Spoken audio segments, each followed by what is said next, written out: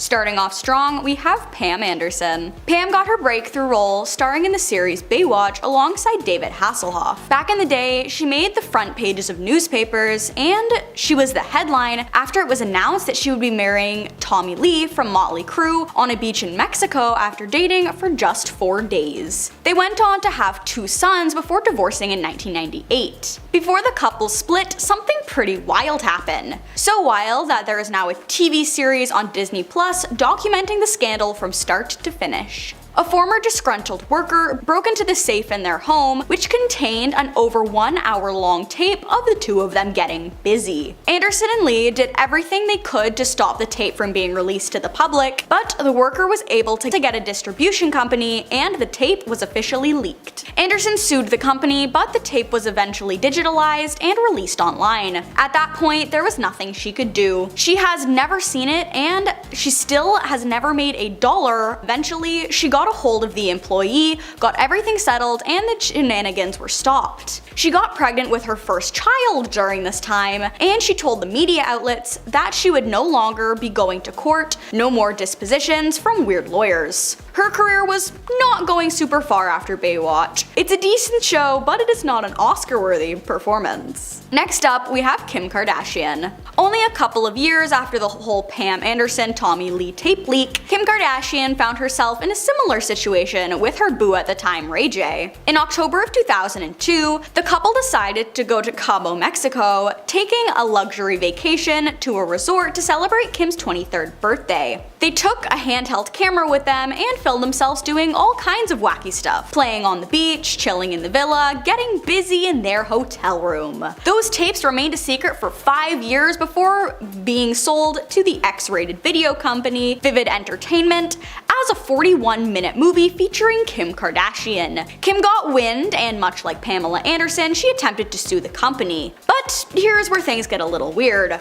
So as we all know, this did not ruin her career, it somehow gave her a boost. Over the years, more and more information has come to the light, and so far it's looking like there's a really good chance that Kim herself leaked the video to get her name in the headlines. Her lawyer insisted that Kim had no knowledge of the leak and never does things to purposely get her name in the media. Kim denied everything over and over again and still does to this day. Kim was reportedly paid $5 million for the company to get permission to distribute the tape. That tape is still out there somewhere in the world. Then we have Mel Gibson. Mel Gibson, Hollywood has loved him, hated him, praised him, and disowned him for many reasons. Mel was accused of being a terrible partner, committing multiple acts of violence and mental manipulation. During their court proceedings following the announcement of their divorce, audio was leaked to the public as a conversation between Mel and his ex was brought into evidence. The audio contained a clear recording of Mel Gibson shouting at his ex, being a misogynistic jerk, and casually throwing around racial slurs during a tire that was launched against the mother of a 9-month-old child. He called her a bunch of really awful names that I cannot repeat and honestly do not deserve to be repeated.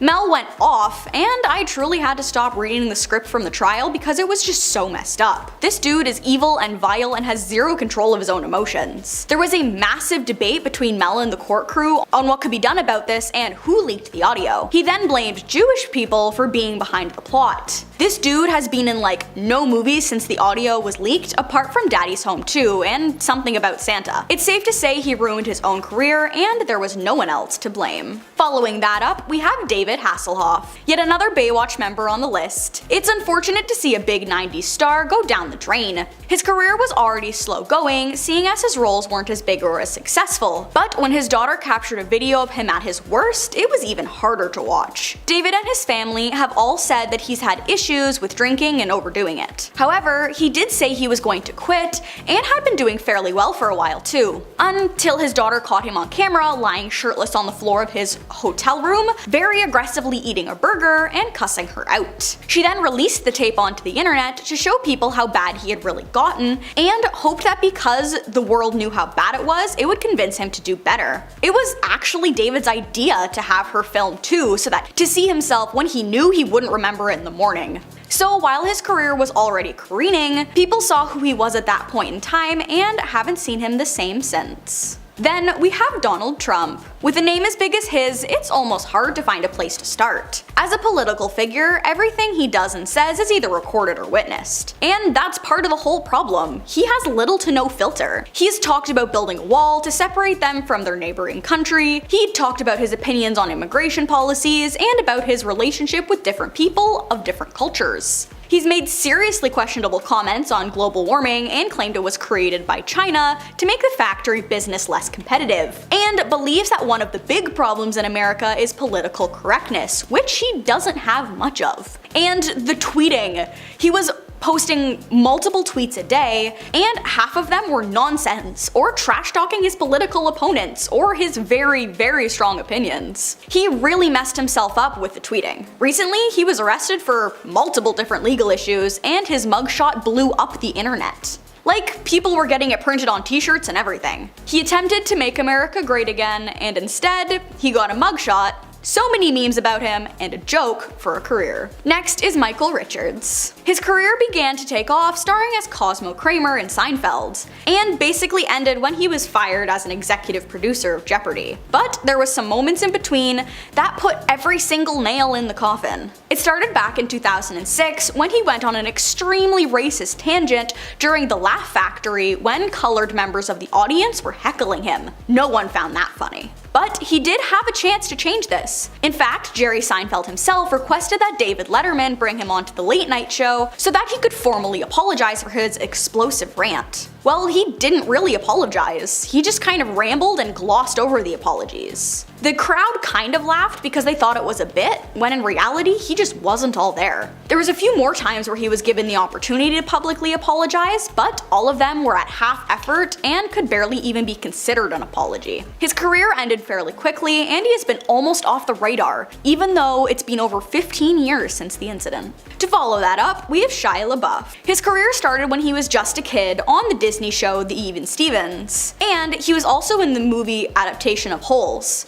When he was still young, he was also in Transformers, which became an instant hit. But like a lot of young actors, fame got to his head, and for the worst no less. In 2013, he got into a very heated argument with his co-star Alec Baldwin, and apparently he got a little physical with him, all over lines that he hadn't memorized. He also wore a paper bag over his head that said "I'm not famous anymore" to a red carpet event in 2014. He was arrested for smoking in a theater, and was arrested in Vancouver for trying to fight a bunch of locals while being heavily under the influence. He was also arrested at a bowling alley for causing a huge scene over french fries while intoxicated. He's also been accused a few different times by many people for being very violent towards them, two of which being previous relationships. His career ended very abruptly, and he just went down a really bad path in life. Following that, we have Tiger Woods.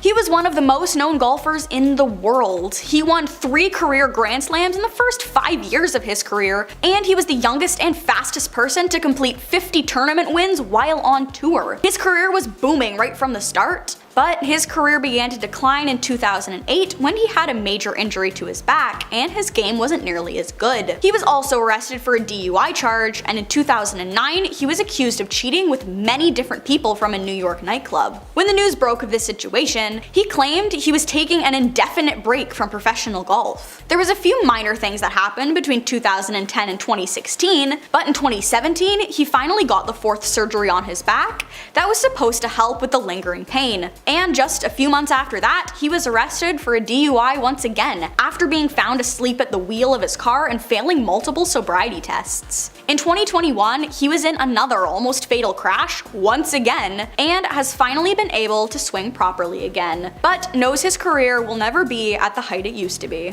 Second to last, we have Christian Bale. He played some really iconic roles, considering he was in Terminator Salvation, he was Batman in 2005, and he was in American Psycho as well as many others. But one of his mental breaks while he was on set led him to being removed from roles, and that's why Hollywood stopped casting him as well. He's also known for being a method actor, so while filming American Psycho, he was described as incredibly intense, and made a lot of the crew members nervous as they didn't quite know how to interact with him. But the real stake in his career was when he screamed at crew members for while being hooked up to a live mic. A member of the audio crew recorded him screaming at the other crew members and posted the video on YouTube with subtitles. He absolutely loses his cool for something rather small that could be fixed and reshot. That was where his career began to decline, and probably for good reason. And last but not least, we have Monica Lewinsky. She takes first place on the list because she had an affair with former President Bill Clinton back in the 90s, and was exposed to the world in 1998. This caused a legal investigation, recorded conversations that exposed them further. A long series of legal events happened, and she agreed to testify before the grand jury, and even handed over a blue dress that she claimed she wore while they were having one of their scandalous moments. Because of this, she was granted immunity and tried her best to go back to her normal life. She was hounded by paparazzi for a while afterwards as well, but ultimately just took a step back from everything and remained silent for years about the situation. In her TED Talk, she claims she regrets what happened, and that it is a constant reminder of her grave mistake, and she has not been able to fully recover since. Number 10. Ashton Kutcher, Pop Chips. Pop chips are a yummy snack food that combine the best elements of popcorn and a chip, creating a unique and delicious flavor. The brand has been around for quite some time, but thanks to one particularly racy commercial from former Punk'd host Ashton Kutcher, it hasn't really grown in popularity. The commercial featured Ashton in several outlandish costumes, playing various men on a dating app looking for love. The first character that we are introduced to is Raj,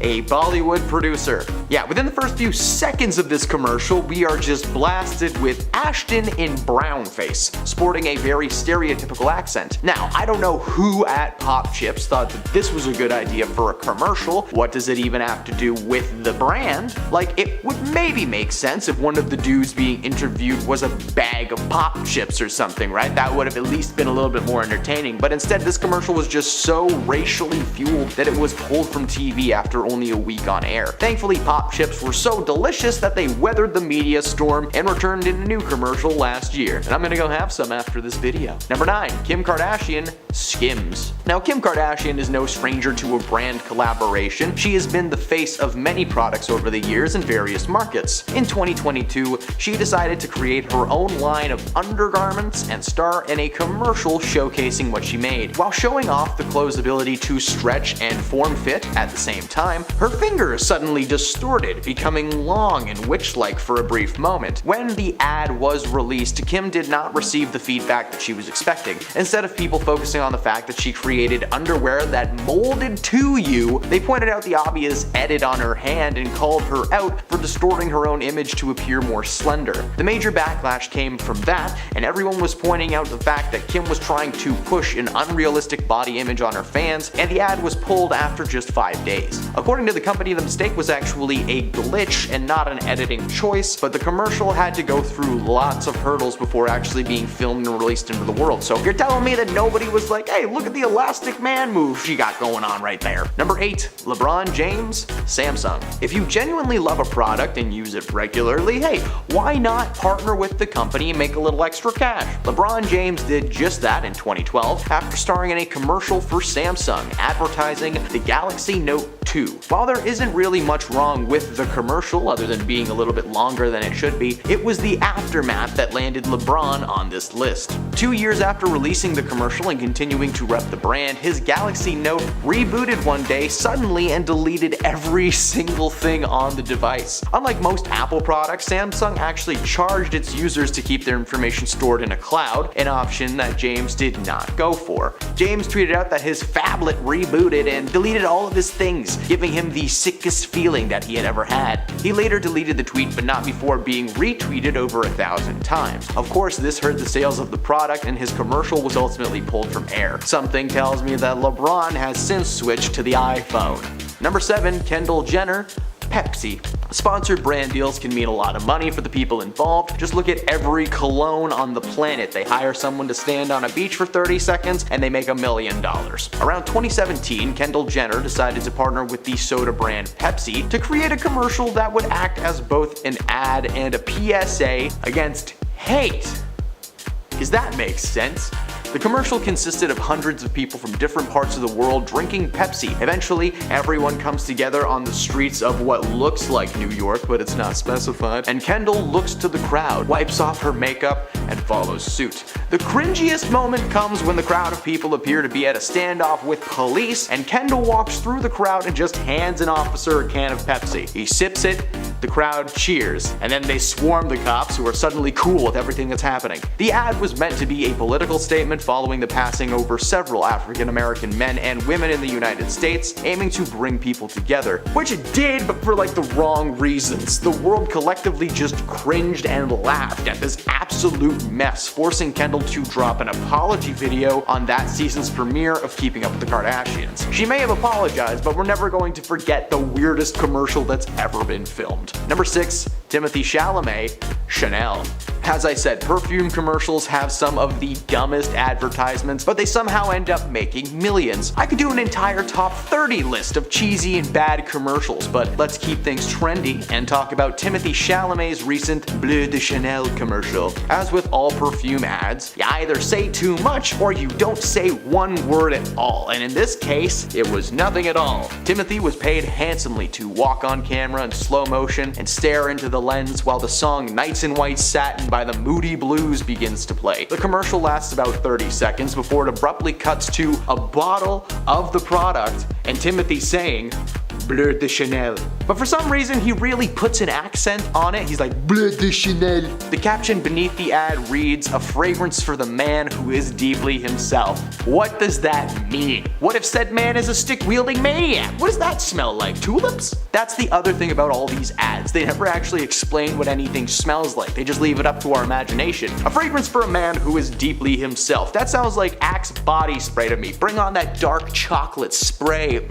I don't know. Maybe I'm just a weirdo. I'm just a broke guy who can't appreciate good TV or something. Or maybe we're all on the same page. Hey, let us know in the comments how you feel about perfume ads. You know how I do. Number 5, Snoop Dogg, Pocket Like It's Hot. Sometimes we want to have a nice big slice of pizza, but we don't have the time or money to afford one. These little frozen treats are cheap, easy to make, and chock full of delicious ingredients. So of course, one of its most avid consumers, rapper Snoop Dogg, decided to try his hand at the marketing business and partnered with the company in 2013 to create a music video commercial for Hot Pockets. That's when the world was gifted with Pocket Like It's Hot, a parody of Snoop Dogg's famous Drop It Like It's Hot. The music video itself is actually surprisingly entertaining. Snoop Dogg and Storm rap alongside a tiny little Hot Pocket and dance in a microwave. However, the actual food Hot Pockets can be a little bit hit or miss. Following the success of the commercial, Hot Pockets started flying off the shelves, but were apparently quickly put into the trash. People trying them for the first time were expecting this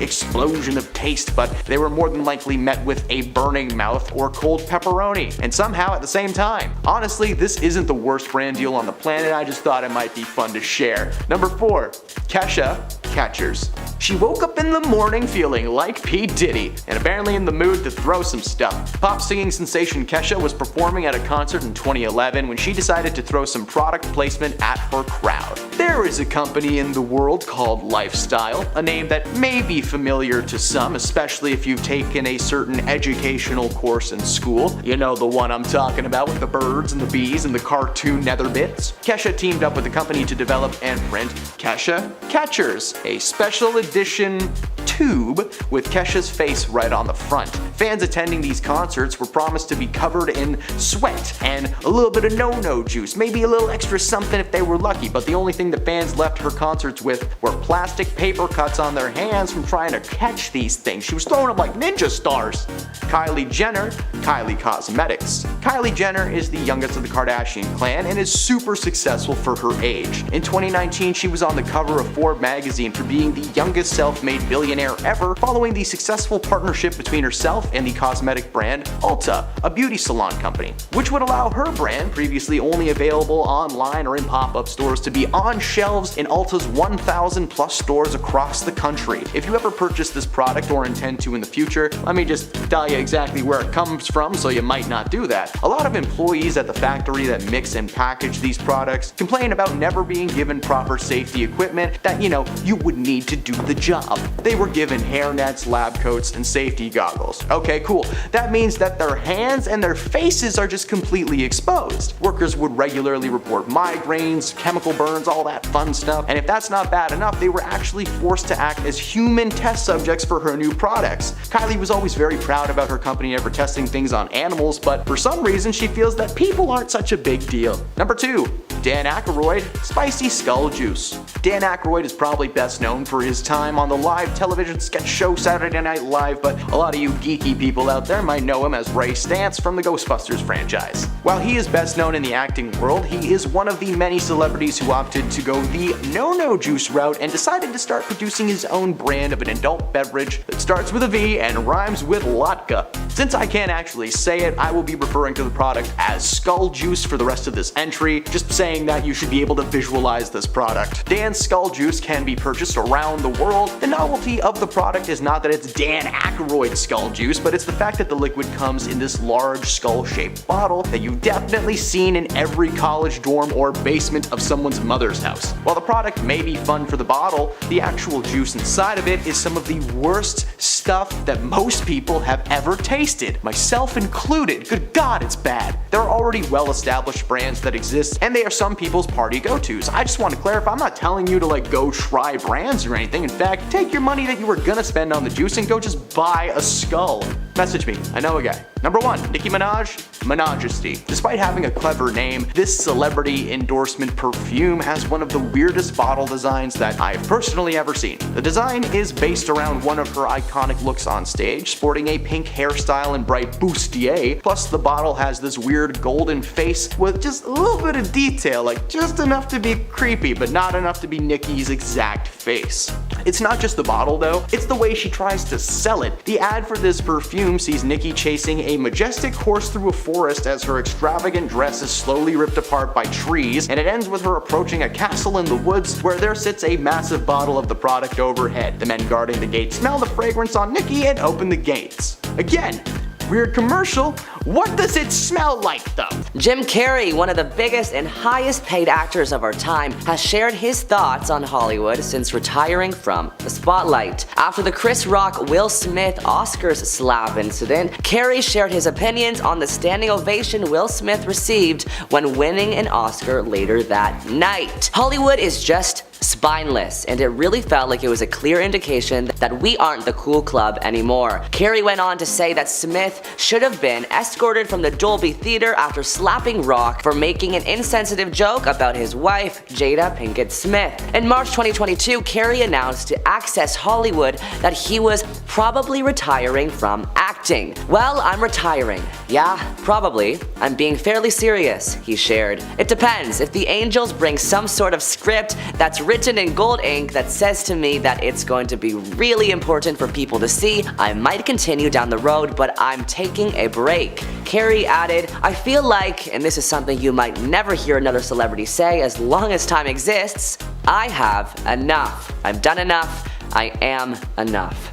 Our second celebrity is Demi Lovato. Demi Lovato starred in many Disney Channel movies and shows like Camp Rock, Princess Protection Program, and Sunny with a Chance. But on a podcast, Lovato shares she, as well as many of her co-stars, were subjected to harsh treatment and multiple strict rules and regulations while working for the company. She said, you can't be seen at a party with a red cup in your hand because it looks like you're drinking. There was this website called Ocean Up that would take all scandalous things that were happening to Disney actors and put it on there, so we lived in fear of that website. I didn't have food in my hotel room. They wouldn't let me eat the snacks in the mini bar. Then my security walked by my room and was made aware that they had barricaded me into my hotel room. They put furniture outside my door so that I couldn't get out and sneak out and eat if I wanted to. It was that level of controlling when it came to my food, which just made my eating troubles worse. She also stated that she felt that she was practically taking care of her own family. At a certain point, I was paying for the roof over my whole whole family's head. And my dad had quit his job to become my manager, so his income was coming right from me. My mom was a stay-at-home mom, and there was just that pressure of I'm paying for everything and like I need to keep going because if things start to disappear, so does the finances.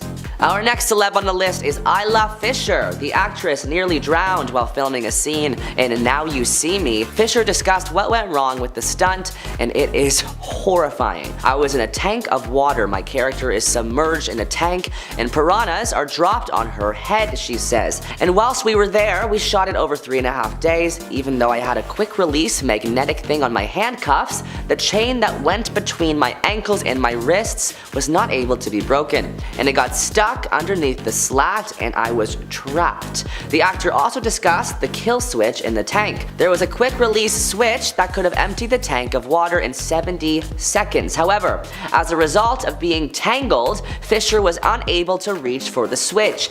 I was very scared and I was banging and saying, "Set me free!" But everybody just thought I was doing fabulous acting. They thought I was being Meryl Streep in that tank. Actually, I was drowning.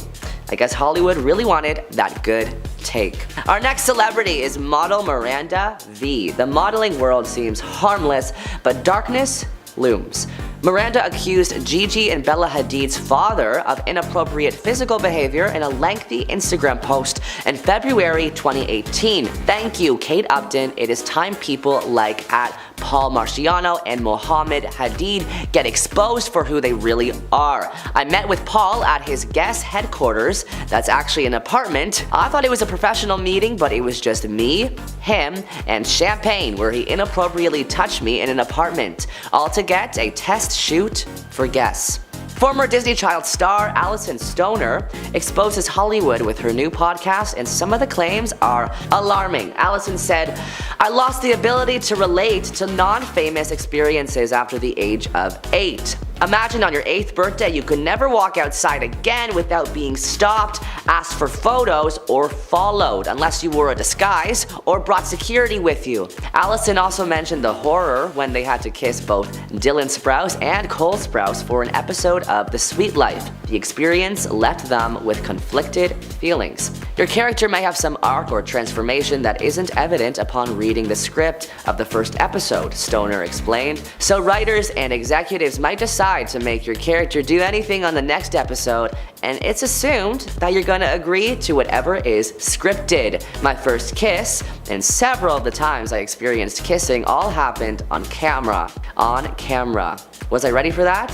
No, I felt young and uncomfortable, Stoner said, but they were already under contract and didn't want to appear difficult. Another celeb that has exposed Hollywood is Selena Gomez. The superstar who boasts 430 million followers on Instagram often speaks about the downside of being famous, telling Interview magazine in 2020 that everything she does causes a reaction, saying, "The sad part is, I don't remember a time when that wasn't the case. What has kept me afloat is that I know eventually it'll be somebody else, and I don't mean that in a negative way."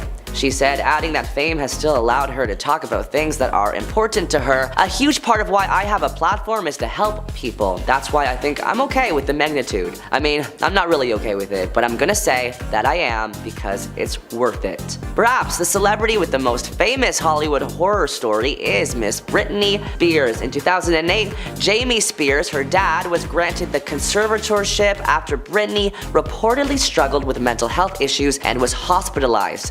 After Britney was released, a Los Angeles court made the conservatorship permanent, giving her father power over all her finances and her medical decisions. Although Britney was an adult at the time, she was treated like a prisoner and says she was not allowed to leave her house unless granted permission. Her father was making more money than her because he was taking a huge percentage of her earnings and not telling her. Wow, what a father he is. The greed of Hollywood doesn't stop there though. Scientology, a popular organization in Hollywood, has been known to take insane amounts of money from its members, claiming the payments will get them into a higher level in the afterlife. Actress Leah Remini, a former Scientologist, exposes the organization for the way they ruined her life after she left. The actress, who was brought into the church as an 8-year-old after her mother converted to the religion, slammed the organization for its alleged scare tactics and seemingly helping certain members avoid jail for various horrible crimes. Leah met famous Scientologist/actor Tom Cruise while still in the organization, but had to pay $1 million to do so, which she paid. After leaving, Leah sued the organization for alleged stalking and hacking. She states she reportedly had cars chasing her and following her every single day and had hackers hack into her bank account and steal thousands of dollars, all because she left the organization. Yikes. Not all Hollywood drama comes from Hollywood though.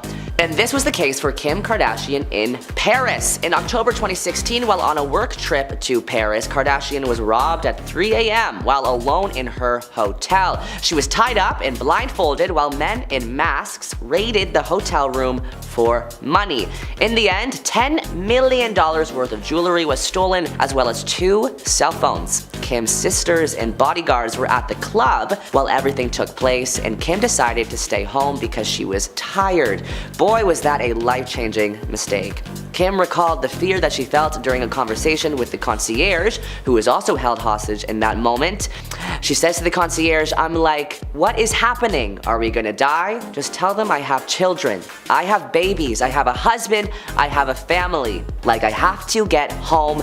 Tell them, take anything you want." 2 French judges later charged 12 people in relation to that robbery. Kardashian, who shares 4 kids with ex-Kanye West, has said that she almost lost herself in the year following the crime.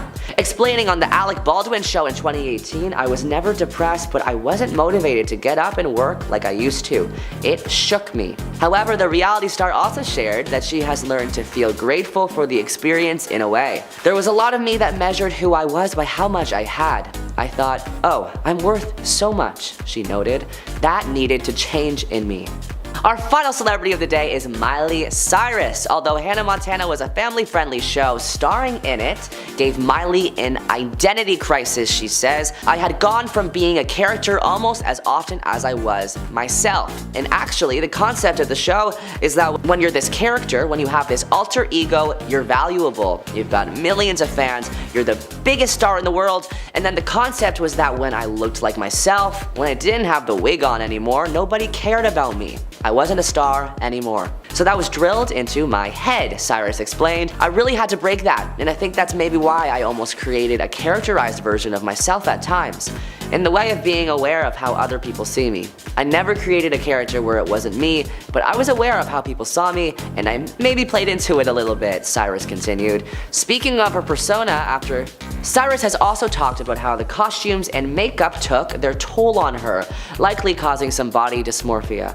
"I'm this fragile little girl playing a 16-year-old in a wig and a ton of makeup. It was like toddlers and tiaras." She said that being made to look like somebody she wasn't and made pretty for so many years meant that when it ended, she didn't know who she was. Number 10, Justin Timberlake. One of the most discussed sections of The Woman in Me, a memoir by Britney Spears, is of course a revelation on what really happened while she was dating her Mickey Mouse Club co-star Justin Timberlake. After meeting JT in the clubhouse, the two sparked a romantic connection, and their connection was strong, but unfortunately Britney had to make a terrible decision in the year 2000 when she found out she was pregnant. And at first she was very excited about the whole thing because she wanted to be a parent. In her book she revealed that she had planned on starting a family with Justin, but I guess it was just going to be a little bit earlier than she expected. Well, it turns out Justin, not so excited, and told her that they were both too young to start a family, continuing to remind her that their careers would also need to be put on pause. This revelation may be part of the reason that Justin reportedly was so nervous leading up to the book's release, and since the book's release, he's had to turn off his Instagram notifications because, hey, he's terrible and people want to let him know. Britney revealed that if the decision had solely been left to her, she would have gone through with the pregnancy, but she decided to go the opposite route instead. She claims that she only did this because Justin clearly didn't want to be the dad, and in the book she said that looking back, it was one of the most agonizing things she had ever experienced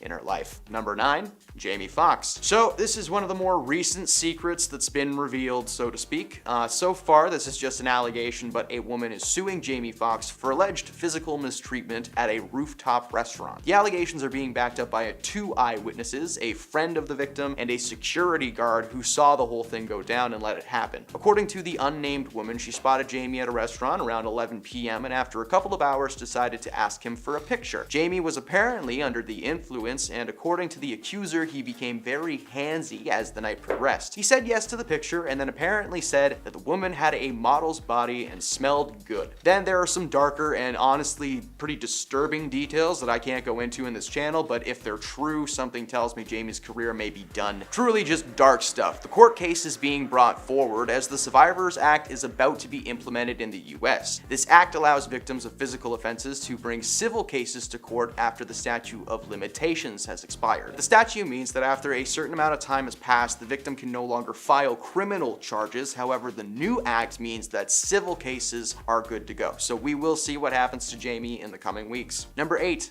Lizzo. Lizzo may have been a public advocate for body positivity, but as part of the lawsuit being brought up against her, it looks like all that positivity may have just been an act that she was putting on to make herself more universally loved. Now, I'm not a small man. In fact, I have what many call a dad bod, and I'm very cool with it. So I'm not dismissing the notion that we should love and respect ourselves, but come on, she made it a massive part of her personality on camera when it sounds like the only body she actually cared about was her own. According to her dancers, Lizzo regularly shames her team and makes them feel that they are too large or gaining weight, with several dancers confirming these claims. One of the dancers, Crystal Davies, who is part of this lawsuit, was fired for secretly recording a meeting between herself and Lizzo. The meeting was about the dancer's performance on stage recently and her apparently disliking the weight that she had been gaining, claiming that she wasn't committing to the role. She was also bringing her dancers to weird places and making them do weird things. Lizzo was at a club in Amsterdam's red light district when she coerced, aka forced, a dancer to touch a woman's bare chest despite saying no several times. She also made them eat bananas from some no-no zones. Again, nobody's idea of fun. Currently, there is still a court case up in the air and no one knows what will happen, but so far Lizzo is maintaining that she did nothing and will prove her innocence. Number 7, Russell Brand. Even before the controversy surrounding Russell Brand came up this year, this dude was unwelcome everywhere. Royal events, awards shows, kids' birthday parties, who knows? For anyone who doesn't know, I'm really sorry to be the one to tell you, but Russell Brand is a terrible person. The man, known best as a comedian, a bringer of joy, was secretly manipulative, aggressive, and at times violent with his ex-partners. Following in the news that a documentary about his life and career was set to release on BBC's Channel 4, several complaints got filed against him, alleging mistreatment during their time together. The allegations were actually reinforced by Russell's ex, Katy Perry, who they dated for quite some time, and she came to learn that Russell was short-tempered, opinionated, and stubborn. Russell's career was canceled, and he's currently awaiting a trial. Number 6, Jonathan Majors. Jonathan Majors is currently the man behind Kang the Conqueror in the MCU. He was written as an important person in that franchise, being a villain in a couple of movies and recently a villain in the Loki TV show. Unfortunately for Jonathan Majors, an ex has come forward and alleged that Jonathan was physically violent towards her while they were together. Since March of this year, Majors and his team had been adamant that the situation was blown out of proportions and that there really is nothing to be upset about, which is always a fun thing to say to people during these situations. In fact, in June, Majors filed his own cross-complaint accusing his accuser. The prosecutors refuted these claims and told him they had no plans on prosecuting Grace Jafari, who was the woman who accused him. Majors has been dropped from his agency, and so far his role on TV and film is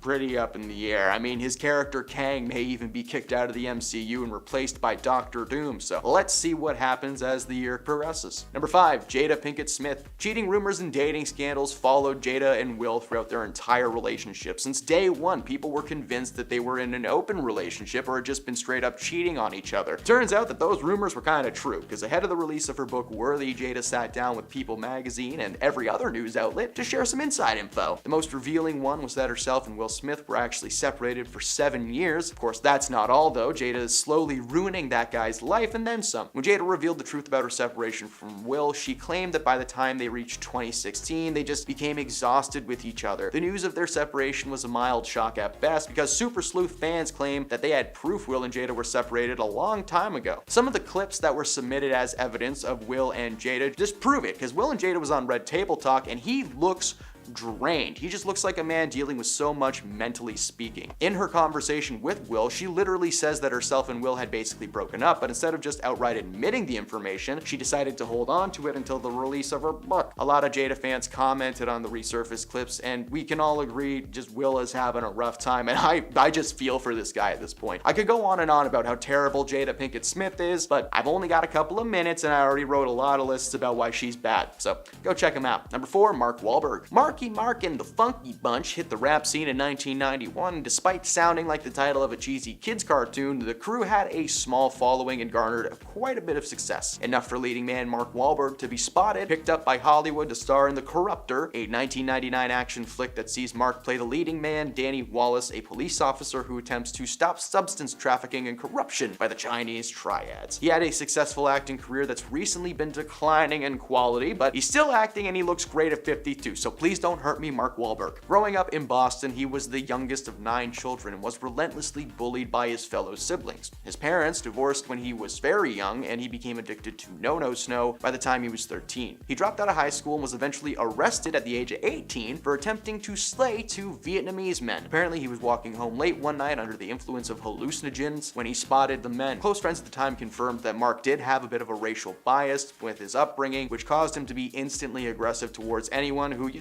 wasn't white. He attempted to swing a large log at them, which made contact and knocked one of them unconscious. He was eventually released after serving only 45 days of a 2-year prison sentence, and he vowed to change his life forever. So far, that promise seems to be kept, and I can personally confirm that he's a very polite and patient person because he watched a movie at a theater I used to work at. He travels with like 5 people at all times. It's a little intimidating. Number 3, Margot Robbie. Margot may be a perfect Barbie on screen, but apparently behind the scenes, she may be a psycho. In a recent interview with BBC Radio 1, Margot reminisced about a little prank she pulled on an old babysitter. It involved kitchen cutters, which is the word I'm forced to use for See, they bleep it out. Apparently, Margot has just gotten a new babysitter, a much older woman that just was not as cool as Talia, her old babysitter, so she hatched a plan of sweet, sweet revenge. After a particularly trying day where Margot refused to take a bath, she decided to kick the old lady out for good and grabbed ketchup, a stabby-jabby device, and laid face down on the kitchen tiles. The old I'm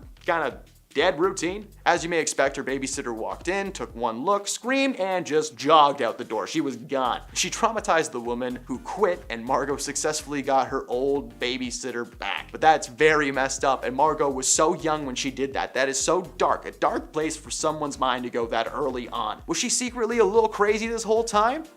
Might explain why she is the best Harley Quinn we've ever seen on screen. Number 2, Tim Allen. Tim Allen is the voice of Buzz Lightyear, the star of ABC's popular sitcom Home Improvement, which premiered in 1991. And while he may have played a family man on TV, a lot of fans may not know that Tim was a smuggler of no-no snow in the early 1970s. According to Tim, he got mixed up with some pretty bad people back in the day while he was selling certain substances on the street for a couple of bucks. In 1978, Tim was arrested in the Kalamazoo Battle Creek International Airport and was caught with more than 650 grams, 1.4 pounds of no-no snow. Unfortunately for Tim, state legislators had just passed a law that tied a life sentence to any conviction of selling 650 grams or more. Like, there was a guy from the government just next to his car like, oh, 650, all right, well, if you got 650, then you're going to jail. However, that sentence was never served, and it was revealed that Tim was set up by an undercover police officer who had been following him for months. Due to this and Tim's cooperation in providing the names of fellow dealers to the authorities, it led to him receiving a lighter conviction that allowed him to be sentenced in a federal court instead of a state one, so he was able to ignore that new policy. His information led to 20 arrests and the sentencing of a major dealer. So think about this entire entry and tell me that wouldn't be a great movie. Number 1, Danny Matheson. Danny Matheson was that 70s show's popular boy, and it helped launch several careers, including Mila Kunis, Ashton Kutcher, and of course himself. Danny was also on this show, and it turns out the allegations against him date back to 2004 and were reported in 2004. Danny was still on the show when an investigation took place. 4 women reported that he had mistreated them physically, prompting local law enforcement to halt production of that 70s show and bring Danny in for questioning. The investigation brought little to no actual evidence to the table because it was just that time, so Danny was let go and the whole thing was forgotten about. But that means that Ashton and Mila watched this dude shut down their project and still said, hey, he's a great guy. When the charges come up again 15 years later, people are still sticking to his side that he was friends with, but it turns out that he was an actual menace and a horrible person, and he's gonna go to jail. Number 10, Lindsay Lohan.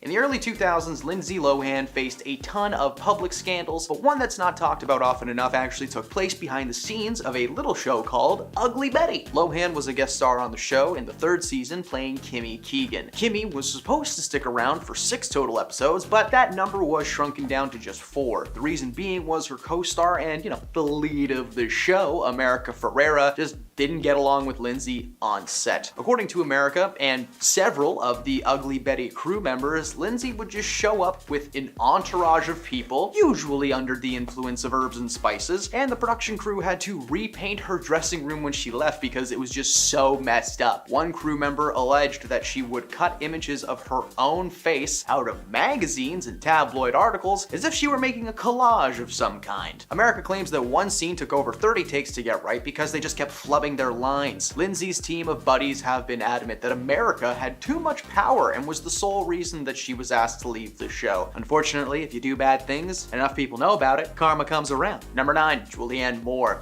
Creative differences, the phrase that has been behind some of the most tragic Hollywood stories in films that could have been, and in this case, roles. For an industry centered around creativity, the movie industry can be awfully risk-averse, especially when it comes to the decision of casting a lead. Now, it's not uncommon for actors to suddenly be thrust out of productions in lieu of a new face, or in some cases, the original choice that you were replacing. A good example of doing it yourself, though, is Julianne Moore. The actor from films like the 2013 reboot of Carrey and the action flick Kingsman: Golden Circle was set to play the leading lady in the critically acclaimed dramedy Can You Ever Forgive Me? And she was casted as the character Lee Israel, a writer who falls out of step with current culture and decides to embellish her writing, basically inventing the concept of fake news. Julianne began filming her scenes, but was asked to leave the production only 1 month into filming. According to the director Nicole Hollifner, portrayal of her character just wasn't what she had in mind while writing. Julianne played the role with too much of herself influencing the overall appeal. When directed to try to play the role another way, Julianne continued to give a similar performance, and she was ultimately replaced by Melissa McCarthy, better known for her more comedic roles in movies like The Heat and Bridesmaids, but her turn as Lee is considered to be one of her greatest acting achievements of all time, even landing her a nomination for Best Actress at the 2019 Oscar ceremony. Julianne didn't take the news all that well, but did eventually move on and has made a couple of solid flicks since, so it all worked out in the end for everybody. Number 8, Henry Winkler. Henry Winkler is best known for his role as the Fonz on Happy Days, and he was set to direct Tom Hanks in the much-loved buddy cop movie Turner and Hooch. Unfortunately, these two had a pretty rough history together before that. The Fonz had actually fought with Hanks in character on the set of Happy Days for an episode a few years before, and it would appear that Tom wishes that he could fight Henry for real. As rumor has it, the two of them just didn't get along at all, so much so that a few days into filming Turner and Hooch, with Henry behind the wheel, Tom ordered Winkler to be removed from the set and replaced as director. That's the kind of power Tom Hanks wields. He can just walk on set and be like, no. Not only did Tom complain that Henry's behavior as director was annoying, he complained that Henry was just overall bad at his job. It would take double the average time to reset a shot on set, he had minimal control over his actors, and he was apparently very frustrated with having a dog on the set. Like, did he even read the script before he took the job? That dog is a national treasure. What makes this firing even more tragic is the fact that when Winkler was delivered the news, one of the film's producers ripped Henry's contract up in front of his face. Over the years, when asked about the incident, Henry denies that he's ever had any kind of personal or professional issues with Tom Hanks. Tom's never given us any reason to think that he would lie about something like that. What would he have to gain? I defeated the Fonz. Hey, so did ABC when they canceled his show. Number 7, JeanClaude Van Dam. The Belgian actor JeanClaude Van Dam was just on the verge of coming into his own career as the Muscles from Brussels when he landed a job opposite of Arnold Schwarzenegger in 1987's action flick Predator. Now, this sounded like the perfect casting choice, right? Jean would have worked alongside the likes of Carl Weathers and Jesse Ventura, and while that may have turned out cool, the reality was that Jean wasn't casted to play a role as one of the Marines at all. Instead, he was casted to play the titular Predator himself. The special effects artist behind the project called the experience with Jean as a hilarious comedy of errors, in which nobody knew exactly what the other was expecting. Apparently, nobody had informed Jean that the role was basically just a glorified stunt stuntman. They were prepared to direct him to just hop around like a frog, but John was obviously confused and upset with this choice. According to John, he had just gotten off the boat, and he was under the impression that he was going to be showcasing his martial arts skills to the world, but was instead reduced to a massive, slow-moving alien with dreadlocks. To the surprise of absolutely nobody, Van Dam was furious and dispirited about spending this entire movie coked up in a clunky and often ridiculous-looking suit, and was ultimately fired and replaced with Kevin Peter Hall. The idea that he was just on set like, I can barely move in this thing, just brings me so much joy. Number 6, Shia LaBeouf. In 2013, Alec Baldwin was attached to star in a Broadway production of the show Orphans alongside Transformers alumni Shia LaBeouf. Now, from day one of rehearsal, Shia and Baldwin were at each other's throats. Shia's problem was that Alec was not off script. This was something that he considered to be very unprofessional. Shia has since claimed that he was so nervous about the show that he made sure to memorize his lines before he even set foot on the stage. His methods were not reciprocated by Alec, who simply showed up with coffee in one hand and a script in the other one, planning to rehearse in the moment. Shia was furious and apparently yelled at Alec to learn his lines right now. He was the lead. That's the deal. After a couple of weeks and one particularly rough day where Shia blew up at him in front of a ton of cast and crew, Alec took 5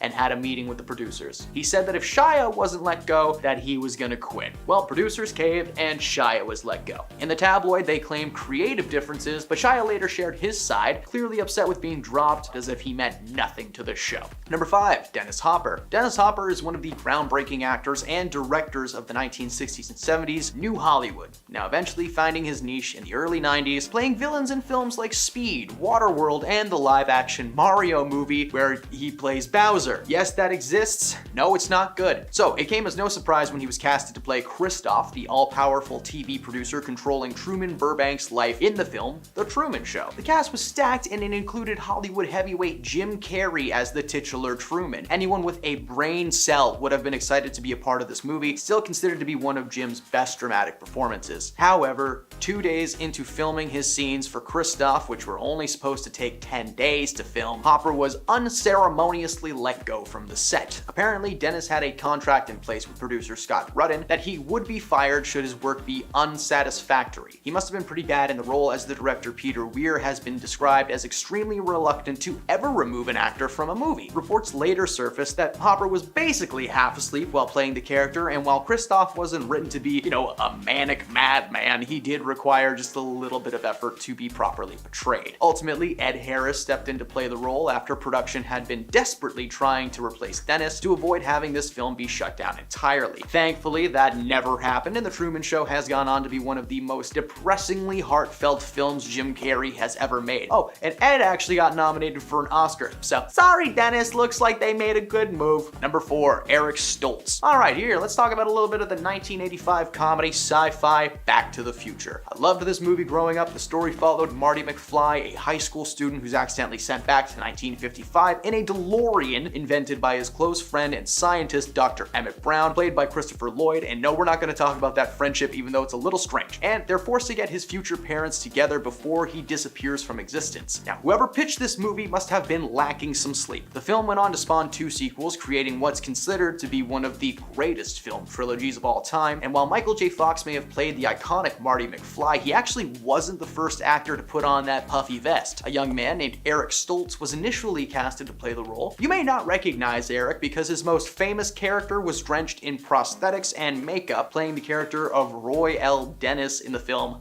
Mask, a man with severe facial and skull deformities. He was nearly halfway through shooting this movie when the news came that he was going to be replaced by Michael J. Fox. Fox was the director Robert Zemeckis' first choice, but he was initially unable to sign on to the project because of his prior commitments to the show Family Ties. Eventually, though, the 2 studios were able to find a way to make it work and allowed him to film both projects. This is why you may notice that a majority of Marty's scenes that take place outside are at night, because it was the only time that he could film for like 60% of this movie. Robert wanted Eric out from the very beginning though, because his portrayal of the character was just too intense, a lot more intense than the writers had in mind, not to mention Eric read the end of the movie as a tragedy instead of a happy ending. Spoiler alert for a movie that's like 40 years old. At the end of the first film, Marty returns to 1985 after successfully getting his parents together, but instead of being poor and depressed, the family is thriving and successful, and somehow Eric took that as Marty being an outsider in a world he didn't know. But just like, look at the truck he has parked in his garage, like nothing tragic about that. His intensity combined with his depressing performance of the finale got him kicked off of the film only minutes after Fox was available. Number 3, Alyssa Milano. Alright, let's talk about the show Charmed, a solid series that was on the air for 10 years. The series followed 3 sisters that discover they're descendants of a line of good female witches and are destined to fight against the forces of evil. Yeah, it was a fun show. However, just because you play sisters on set doesn't mean that you're gonna be close in real life. Rose McGowan and Alyssa Milano had a very public altercation that resulted in a little incident on set being shared with the world. Rose claimed that Alyssa threw a fit in front of the crew, yelling that they didn't pay her enough to do the things she was doing, only she didn't say things she was doing. She said a bad word. She called Alyssa's behavior appalling, claiming that she cried every time the show got renewed for another season because it meant more time on a toxic set. Alyssa never shared her own comments on the situation and was eventually let go from the show, confirming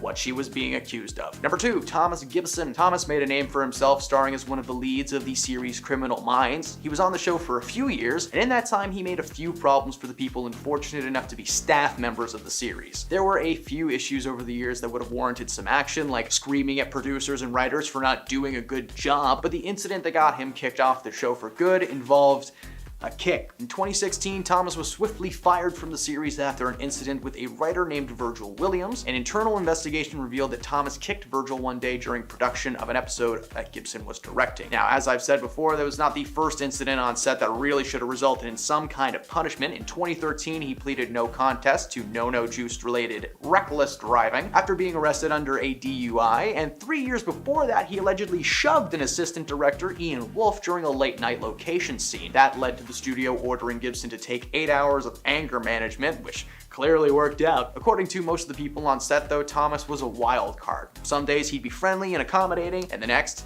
nuts. And at number 1, Richard Gere. Richard Gere is one of those actors that doesn't really act. You know, sometimes people just get hired for films because they have a face for it or a style. For Richard Gere, he did not have enough class and moxie to keep a handle on his role in the film The Lords of the Flatbush. Now, he was cast to star alongside Rocky Balboa, Sylvester Stallone, and according to Sly, these two just didn't get along. Their beef was strong and long-lasting throughout production until it finally came to a head when one day Richard was just a little bit too into one scene and grabbed Sylvester aggressively by his collar. When Sly told him to lay off, he laid in instead. Now, the scene was being filmed on Coney Island, and when the actors took a minute to take a break, they tried to break each other. Sly was eating a hot dog alone in his car. Sounds peaceful, right? Well, then suddenly Richard came in and joined him with half of a chicken dripping in mustard. Despite Sly's warning about the mustard, it dripped all over his pants, and in true Rocky fashion, he elbowed Richard in the face and threw him out of his car. The altercation resulted in Richard being fired from the project. Oh no! We have to decide between Richard Gere and Sylvester Stallone.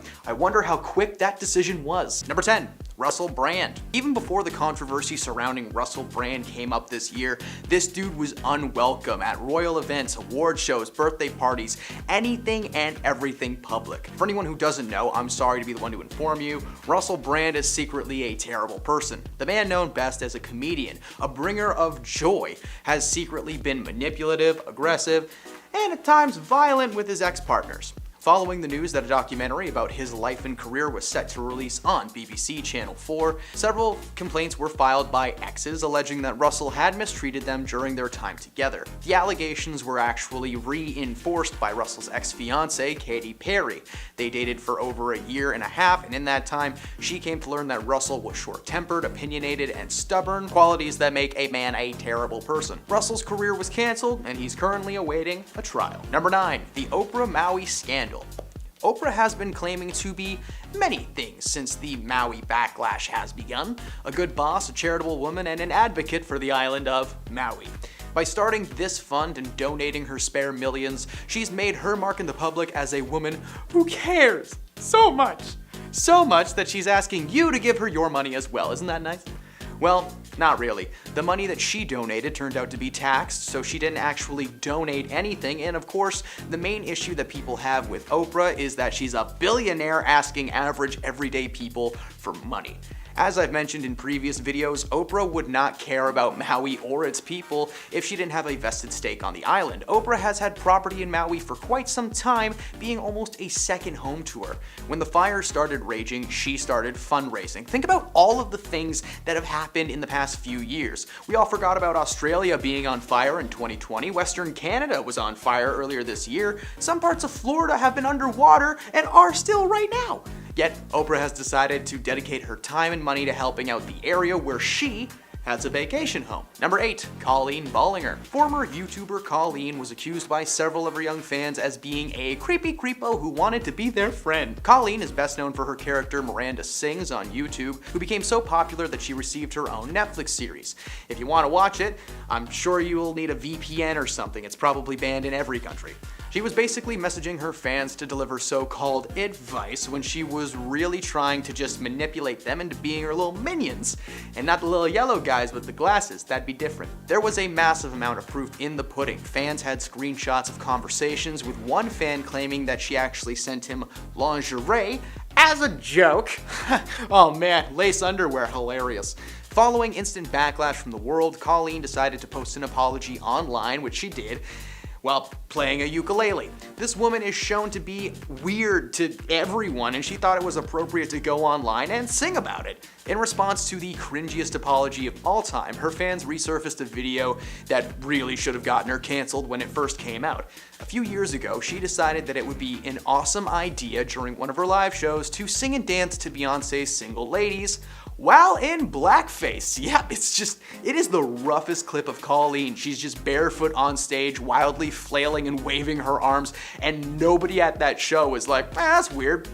Yeah, the world's great. Number 7, Jada Pinkett Smith. Cheating rumors and dating scandals have followed Jada and Will Smith throughout their entire relationship. Since day one, people have been convinced that they're in an open relationship or they were cheating on each other on and off. Well, it turns out that some of those rumors were actually true.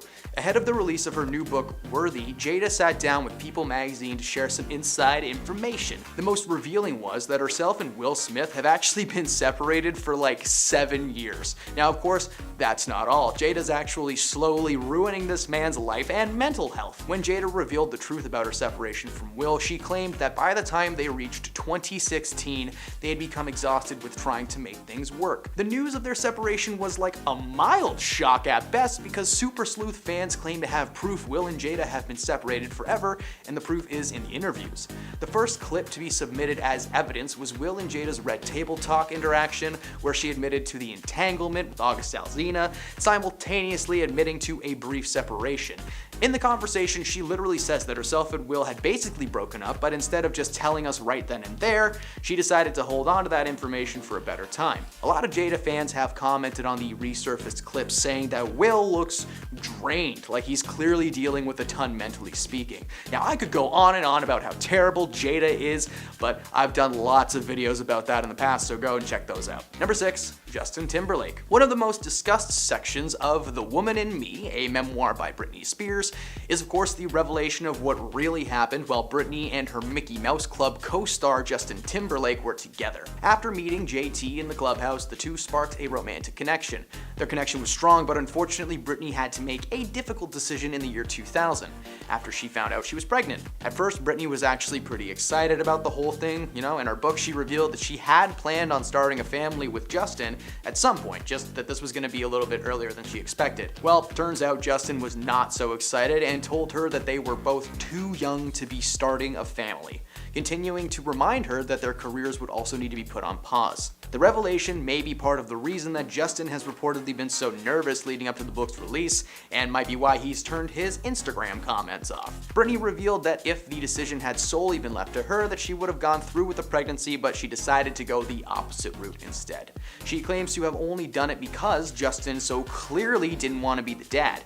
In the book, she said that looking back, it is one of the most agonizing things she has ever experienced in her life. Number 5, Jonathan Majors. Jonathan Majors is currently the man behind the purple cape of Kang the Conqueror in the MCU.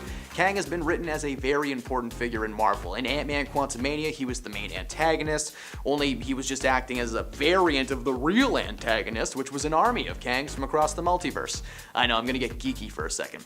Including He Who Remains, a Kang variant from Loki, who once again acted as a major part of the Loki series.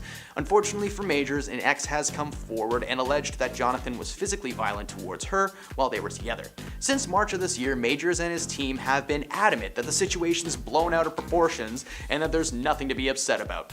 In fact, in June, Majors filed his own cross-complaint accusing the accuser. Prosecutors refuted these claims and told him that they had no plans to prosecute Grace Jabari, the woman who accused him. Majors has been dropped from his agency, and so far his role on TV and film is up in the air. Spoiler alert for Loki Season 2.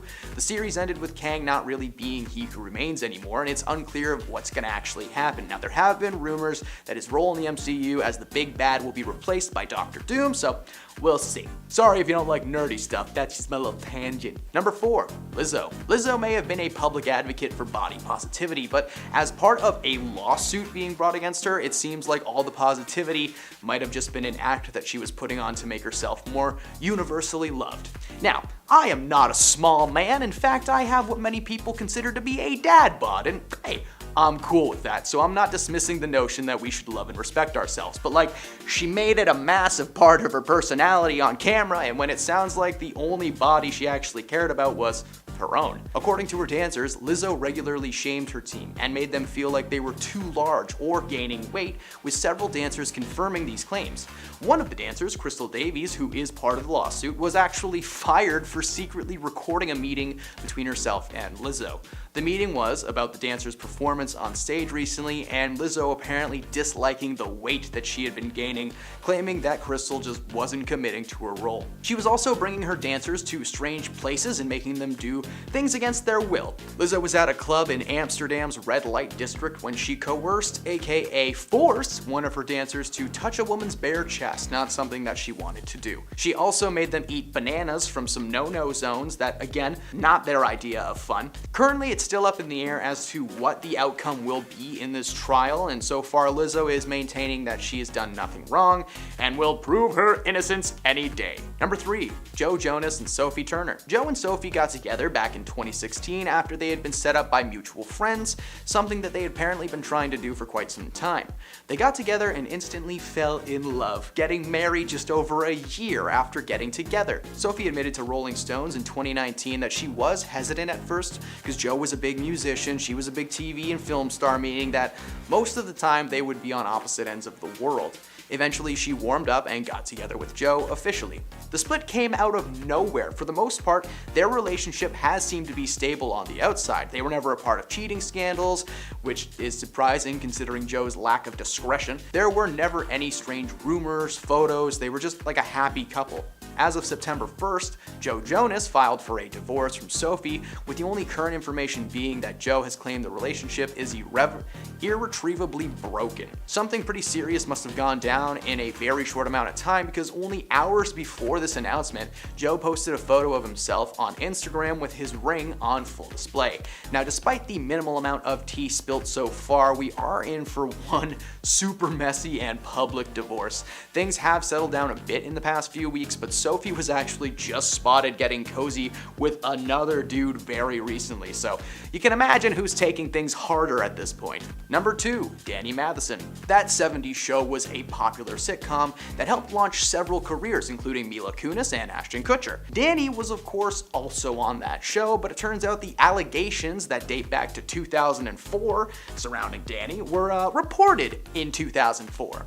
Danny was still on the show when an investigation took place. 4 women reported that he had mistreated them physically, prompting local law enforcement to halt production and bring Danny in for questioning. The investigation brought little to no actual evidence to the table, so Danny was let go and the entire thing was forgotten about. But that means that Ashton and Mila literally watched this man go in for questioning and still called him a role model in their character witness letters. Makes no sense. Their jobs were literally stopped while this man was under investigation, and when the charges came up again 15 years later, they were still on his side. Thankfully, in 2023, it's a lot easier to confirm allegations of this nature, and he was recently sentenced to 3 years in prison. So, justice served. Number 1, Jonah Hill. Jonah was once the funniest man in town, shifting his efforts to the world of drama and creating a really nice career where he could just do anything he wanted, really. Unfortunately for fans of Jonah Hill, some information came out earlier this year that called his character into question. Reminder, this isn't my opinion, these are things that just happen to the world and are public knowledge, okay? An ex-girlfriend of Jonah's posted screenshots from past conversations, and the conversations ranged from Jonah just asking her to tone down the photo she was posting, to asking her not to do her job. For those of you who don't know, his ex Sarah works as a surfing instructor, and Jonah was asking her to not surf with men while working, and that she wear more than a bikini while she did so.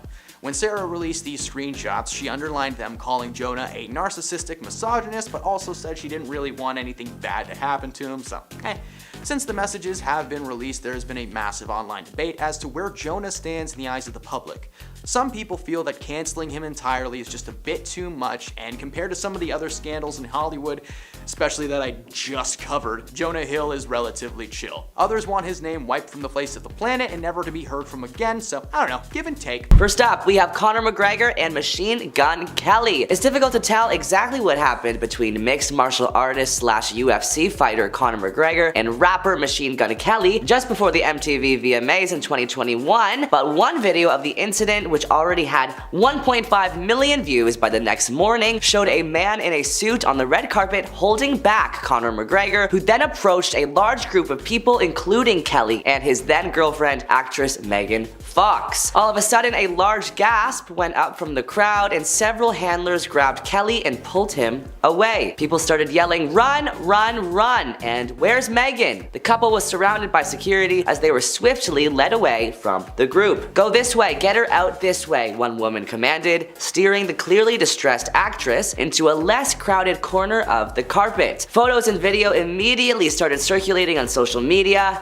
Wow. "What happened?" asked Entertainment Tonight correspondent Rachel Smith when she saw McGregor. "Absolutely nothing," McGregor said. "I don't even know the guy, to be honest with you. Nothing happened with me. I only fight real fighters, people that actually fight. You know what I mean? I certainly don't fight little vanilla boy rappers. I don't even know the guy. I don't know anything about him except that he's with Megan Fox." Interesting. Our next red carpet feud involves J-Lo and Ben Affleck. The couple is known to be quite feisty with one another, and that remained true during the red carpet for J-Lo's movie premiere, Mother. After the premiere, photos of Affleck and Lopez fighting and what looked like yelling at each other circulated quickly online, and fans kept wondering, what are they saying to each other? Well, a lip reader has revealed what Ben Affleck and Jennifer Lopez have said, and honestly, it's pretty funny. A lip reader told the Daily Mail the couple, who appeared frustrated and irritated at times, were merely debating poses and positioning for the red carpet. The expert said that during the now viral exchange, Lopez appeared to ask Affleck whether her low-cut top was showing too much, prompting him to respond, quote, "It's fine." After finding their joint pose, Affleck appeared to tell his wife to come closer to him before leaning into her ear saying, "Don't worry, babe." Our next red carpet feud involves Ariana Grande and the red carpet photographers. At the 2016 Billboard Music Awards, things got pretty heated. While Ariana was walking the red carpet, numerous photographers were shouting at Ariana in order to get her to look into their camera lens. Ariana looked absolutely beautiful, but the constant shouting of "look over here" must have put her in a bad mood. After one photographer yelled, "Ariana, you aren't looking," she yelled back with, "Yeah, and what about it?" She then did a hair flip and strutted to another side of the carpet. Our next red carpet disaster involves Aubrey Plaza and Michael Cera. You know Aubrey from shows like Parks and Recreation and White Lotus, and Michael from movies like Molly's Game, Barbie, Superbad, and Juno. The two stars had a viral red carpet spat during the 2010 premiere of their movie Scott Pilgrim vs. the World. While Aubrey was being interviewed on the carpet, a reporter asked, "So, do you hate Michael Cera as much as your character does?" Aubrey responded with, "If you thought the character was believable, that's because the hatred comes from a very real place." Does that answer your question? Also, let me just say that in most of the scenes I had to curse Michael Cera out, and I had a lot of fun fun doing it, she says. Soon after, Michael Cera comes up to Aubrey, aggressively grabbing her mic that she was holding. Aubrey responds to him by saying, "Seriously, like, don't do that." The interviewer chimes in by saying, "Wow, there is so much romantic tension here, it is obvious." Aubrey responds by saying, "I have no clue what you're talking about." The hilarious exchange went viral on YouTube, with some commenters saying there are so many levels of irony and sarcasm in this exchange that, quote, "I don't even know what's real anymore." Our next red carpet feud involves Kim K and a random stranger who sabotaged her event. Kardashian was celebrating the launch of her new perfume True Reflection at an event to benefit the charity Dress for Success. As video from E! News shows, a woman walked up to Kim Kardashian, yelled what sounded like "lousy fur hag," and flower bombed the reality star, throwing a bunch of flour at her forehead, covering her entire body. The alleged powder thrower was detained by hotel security, according to the LA Times, but was later released after Kardashian declined to press charges. Kardashian dusted herself off and returned to the event. Our next red carpet disaster involves a Will Smith slap. So, if you thought I was going to be talking about the infamous Oscar slap from a couple years ago, you are wrong. Because the first time Will Smith gave someone a piece of his mind was a decade before that. It was the year 2012, and the actor was at the movie premiere for his new film, Men in Black 3, when he encountered the insufferable Vitaly Siduk. You know him. Vitaly Siduk is the man whose main mission in life is to wreak havoc among any celebrity he can get his hands on. Will Smith was not his first, nor was he his last. Anyways, at the event, Vitaly seemed to be interviewing Will, and as they finished, he asked for a hug, which Will agreed to because why not? And then Vitaly goes in for a kiss, which was something Will did not agree to. And it'd be easy to feel sorry for the guy until you find out that this man is notorious for his odd behavior, provoking celebrities. The man probably did not expect to get slapped by Will, but he definitely asked for it. Next up, we have Tom Cruise. Tom Cruise did not appreciate being pranked while in the middle of an interview, and he made sure that they knew that loud and clear. During the premiere for his movie War of the Worlds, he thought he was being interviewed by some regular reporter before he was instantly squirted by a water gun mid-sentence. The actor did not hesitate to confront the man, who seemed taken off guard and unsure of how to respond to him. After he asked him why he would do that. Even when the man tries to remove himself from the situation, Tom refuses to let him, even calling him rude and a jerk. Later, we found out that the guy was working with 3 other men, and they all worked under a British network for their show that specializes in pranking celebrities. The joke was on them because the 4 of them were eventually detained by police shortly after, and their company wrote out an apology to Tom Cruise for the incident. This next moment is less of a feud, but more of a really awkward celeb interaction, and it involves Kesha and Jerry Seinfeld. At some red carpet event several years ago, Kesha found herself on the carpet at the same time as Jerry Seinfeld, whom she is a very big fan of. The actor was in the middle of an interview on his own when Kesha intervened. This video was awkward enough on its own, but at least she asked for consent. Kesha asked Jerry for a hug, but Jerry said,